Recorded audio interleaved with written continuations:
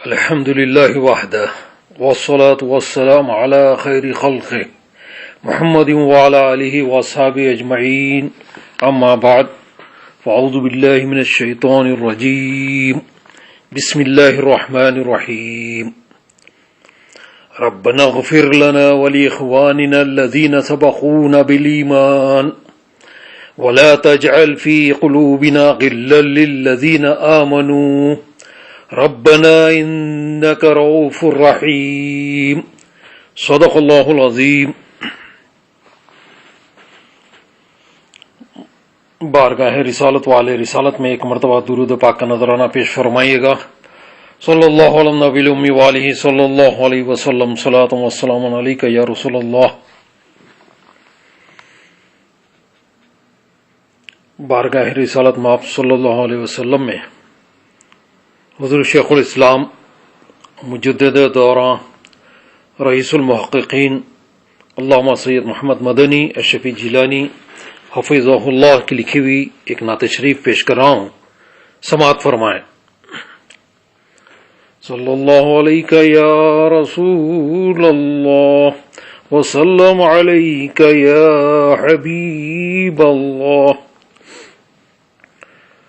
حسن خورشید نہ مہتاب کا جلوہ دیکھو، حسن خورشید نہ مہتاب کا جلوہ دیکھو، آؤ احمد کے کفے پا کا تماشا دیکھو۔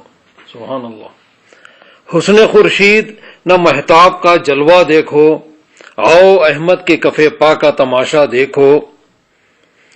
دیکھنے والو دیار شے بتا دیکھو، دیکھنے والو دیار شے بتا دیکھو، فرش کی گود میں ہے عرش معلا دیکھو۔ دیکھنے والو دیار شے بتا دیکھو، فرش کی گود میں ہے عرش معلا دیکھو۔ چہرے ماہ کو بے داغ تو ہو لینے دو، چہرے ماہ کو بے داغ تو ہو لینے دو، اس میں پھر جا کے کہیں عکس کفے پا دیکھو۔ چہرے ماہ کو بے داغ تو ہو لینے دو، اس میں پھر جا کے کہیں عکس کفے پا دیکھو۔ خواہش جلوے سینہ بھی بجا ہے لیکن، خواہش جلوے سینہ بھی بجا ہے لیکن، طور بھی شک کرے جس پہ وہ جلوہ دیکھو۔ خواہش جلوے سینہ بھی ہے بجا ہے لیکن، طور بھی رشک کرے جس پہ وہ جلوہ دیکھو۔ ان کے غم سے میری آنکھوں کو ملا اوج فلک، ان کے غم سے میری آنکھوں کو ملا اوج فلک، نو کے غم زدہ پہ چمکتا ہے ستارہ دیکھو۔ چشم خاطر کو جو ہو نور بصیرت مقصود، چشم خاطر کو جو ہو نور بصیرت مقصود، دیکھنے والوں ذرا گنبد خضرا دیکھو۔ سبحان اللہ۔ بہت کس نے سرکایا نقاب رخ روشن اختر، کس نے سرکایا نقاب رخ روشن اختر، ہر طرف ایک قیامت سی ہے برپا دیکھو۔ صلی اللہ علیہ یا رسول اللہ اللہم صلی علی سیدنا نبینا شفینا حبیبنا مولانا محمد۔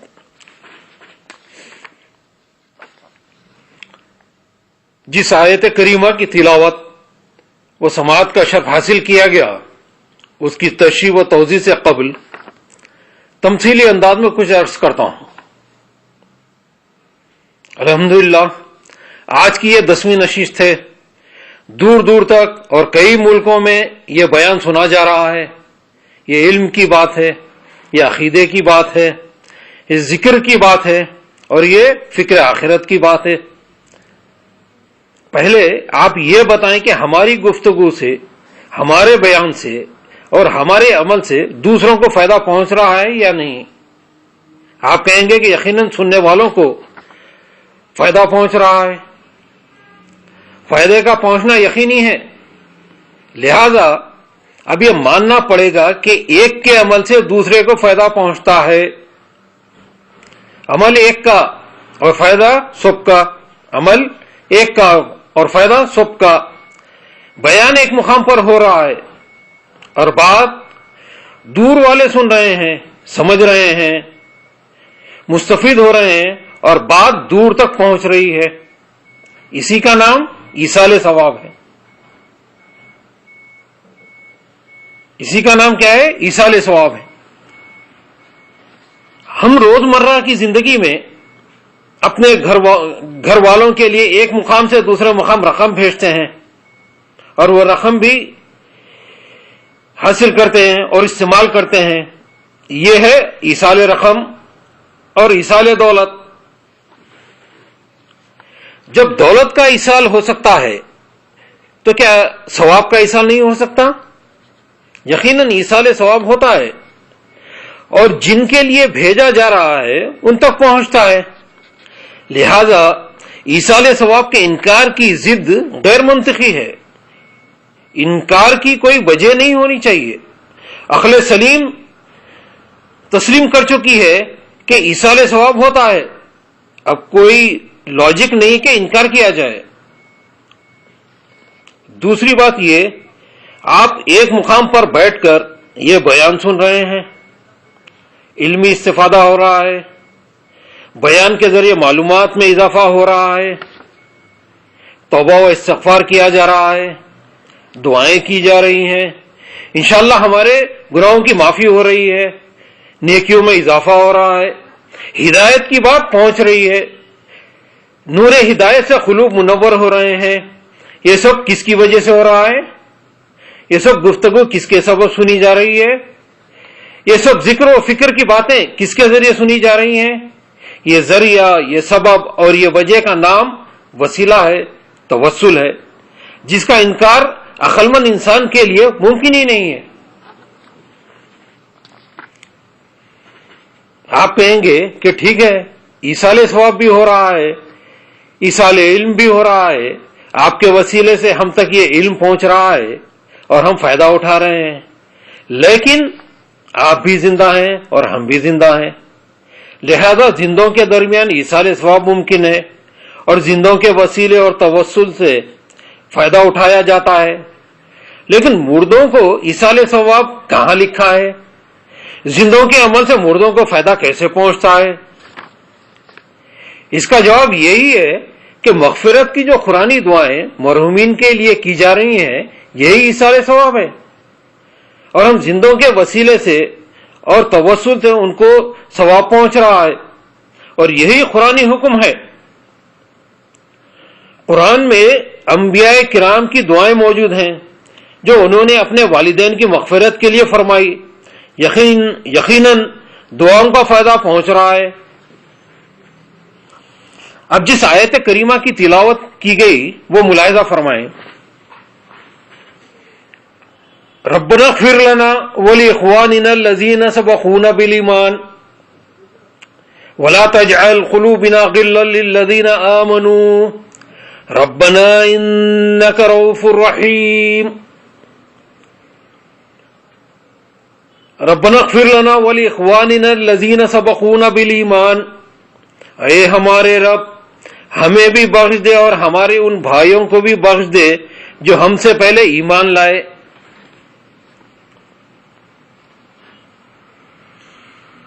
تو دعا اپنے لیے کی جا رہی ہے کہ اے اللہ ہمارے لیے ہمیں بخش دے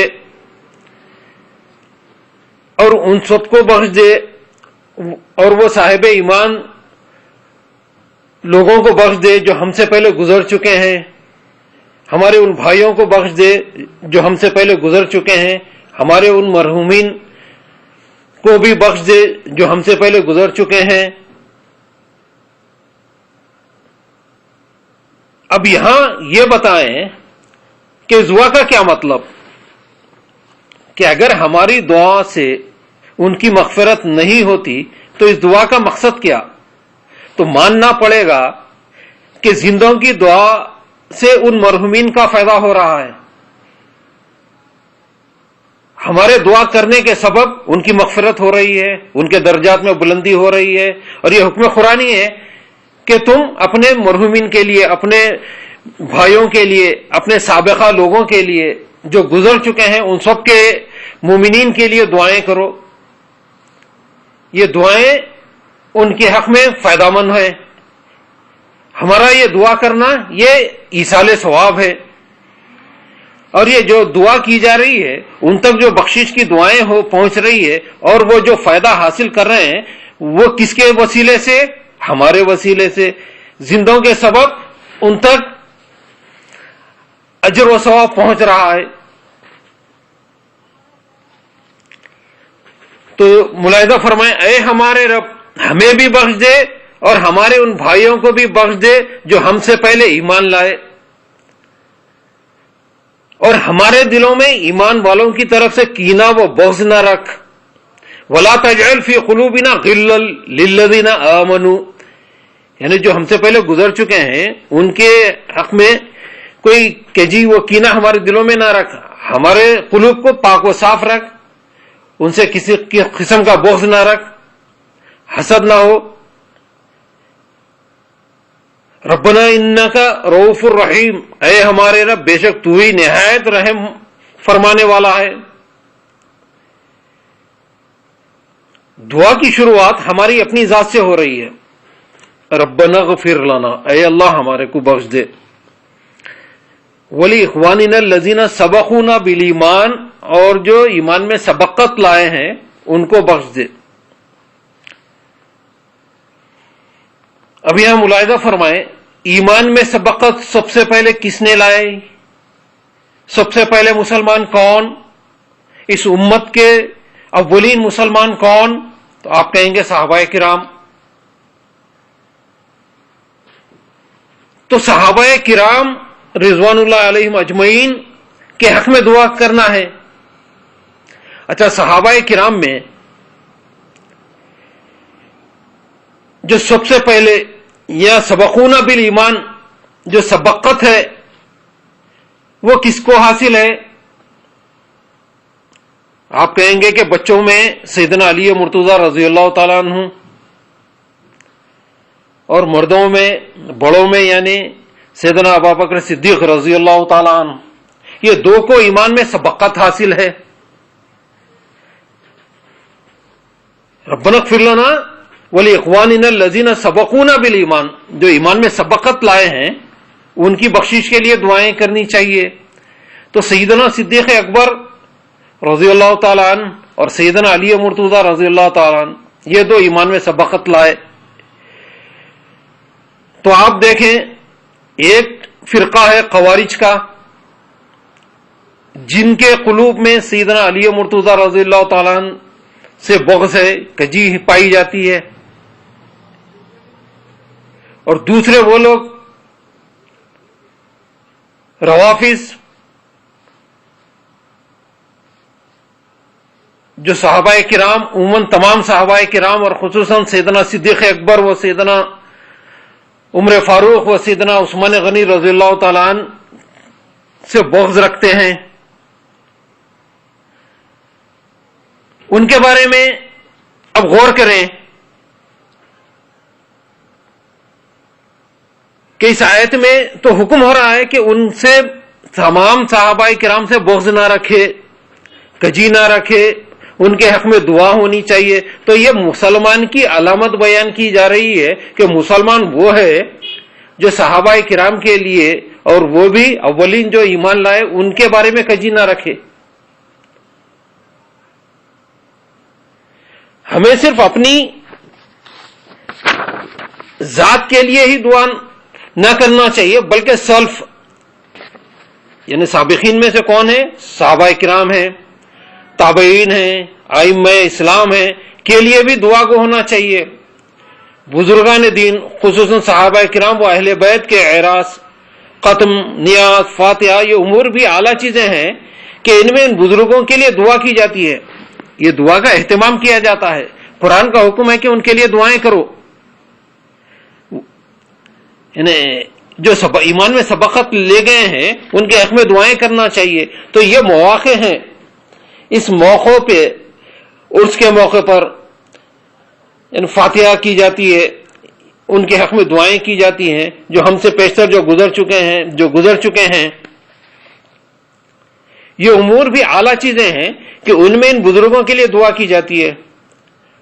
اور مومن کی پہچان یہ ہے کہ تمام صحابہ و اہل بیت سے اچھی عقیدت رکھے اور ان کے لیے دعائیں مغفرت کرے. جس کے دل میں کسی صحابی سے عداوت ہو وہ مومن نہیں. یعنی مومن کا دل عداوت صحابہ سے پاک ہونا چاہیے، محبت اہل بیت اور محبت صحابہ کوٹ کوٹ کر بھری ہونی چاہیے قلب مومن میں۔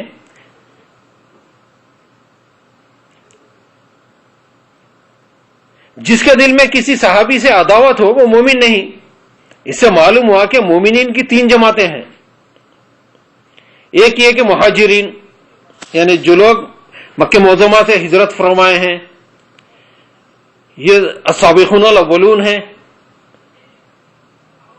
سب سے پہلے ایمان لانے والی یہ حضرات ہیں، المہاجرین کا گروپ۔ پھر انصار مدینہ ہیں صحابہ کرام میں، یہ 2 ہوئے، اور ان کے دعا گو مومن یعنی مہاجرین اور انصار، یہ 2 صحابہ کرام کی جماعتیں ہیں۔ اور تیسرا گروہ وہ ہے جو ان کے لیے دعا گو ہو۔ لہذا روافض و خوارج ان تینوں سے خارج ہیں۔ روافض و خوارج نہ وہ مہاجرین ہیں نہ وہ انصار ہیں، چونکہ اور تیسرے وہ صحابہ و اہل بیت کے دعا گو بھی نہیں ہیں۔ تو روافض و خوارج ان تینوں سے خارج ہیں، کیونکہ اس آیت میں صحابہ کے بعد والے مومنین کی علامت یہ بتائی گئی کہ وہ اہل بیت اور صحابہ کرام کے حق میں دعا گو ہیں۔ مومن وہ ہوتا ہے جو صحابہ کرام اور اہل بیت کے حق میں دعا گو ہو، اور ان کے سینے عام مسلمانوں خصوصاً صحابہ کے لیے پاک ہوں۔ قلوب کی پاکی بہت ضروری ہے۔ انسان کی بدبختی ہے کہ اپنی زندگی ان پاک ہستیوں کی غیبت میں ضائع کر دے جن کی تعریف و توصیف سے قرآن بھرا ہوا ہے۔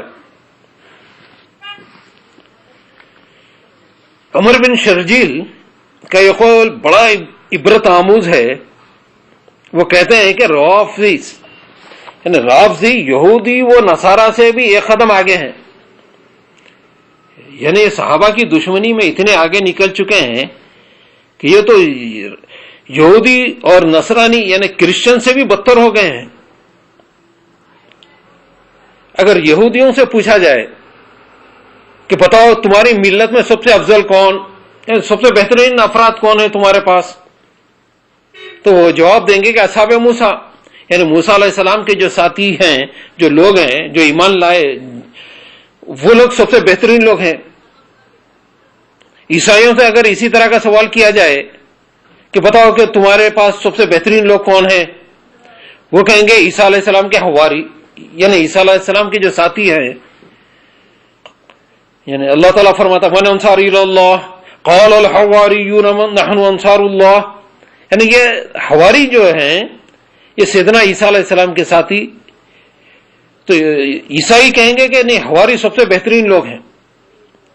لیکن اگر رافضیوں سے پوچھا جائے کہ من شر اہل ملتکم، تمہاری ملت سے بدترین لوگ کون ہیں، یعنی اگر روافض سے اگر یہ پوچھے کہ بتاؤ کہ تمہارے امت میں تمام لوگوں میں سب سے بدترین لوگ، سب سے گناہگار لوگ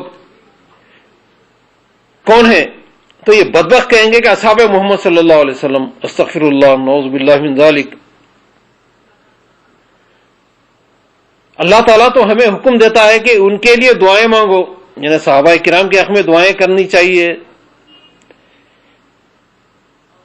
یہ ہدایت کے تارے ہیں، ستارے ہیں، اصحابک النجوم بیئہم اقتدیتم اہتدیتم فرمایا گیا کہ میرے صحابہ ستاروں کے مانند ہیں، تم جس کسی کی اقتدا کرو ہدایت پاؤ گے۔ تو تمام صحابہ کرام نجوم رسالت کے یہ تارے ہیں، یہ نجوم رسالت ہیں، ہدایت کے یہ تارے ہیں، ستارے ہیں، ان سے ہم ہدایت پاتے ہیں۔ اپنے دلوں کو سابقہ مسلمانوں کے بغض و کینے سے پاک رکھو۔ لیکن رافضیوں کی زندگی کا مدعا یہ ہے کہ لوگوں کے دلوں میں ان نفوس قدسیہ، ان پاک نفوس یعنی صحابہ کرام کے بارے میں نفرت و عناد پیدا کریں۔ اللہ تعالیٰ حکم دے رہا ہے کہ صحابہ کرام کے حق میں دعا گو ہو، وہ نجوم ہیں، ستارے ہیں ہدایت کے، اور ان کی راہ چلنے کا ہمیں حکم دیا گیا۔ انعم اللہ من النبیین والصدیقین والشہداء کے انعام والے ہیں یہ نبیین، صدیقین، شہداء، یہ تمام صحابہ کرام. لیکن روافض صحابہ کرام کی دشمنی لیے ہوئے ہے، اور ان کا مقصد ہی صحابہ کرام کی نفرت پھیلانا، بغض پھیلانا، ان سے کینہ رکھنا. صحابہ کرام جنہوں نے اپنا سب کچھ اسلام کے نام پر قربان کر دیا، انہی کے یہ مخالف ہے. استغفر اللہ العظیم. اللہ تبارک و تعالی ہمیں صحابہ کرام و اہل بیت اعظام کی محبت عطا فرمائے، اور ہم سب کو صراط مستقیم پر چلنے کی توفیق عطا فرمائے. وآخر دعوانا الحمد للہ رب العالمین. سبحان ربک رب العزۃ عما یصفون وسلام علی المرسلین والحمد للہ رب العالمین.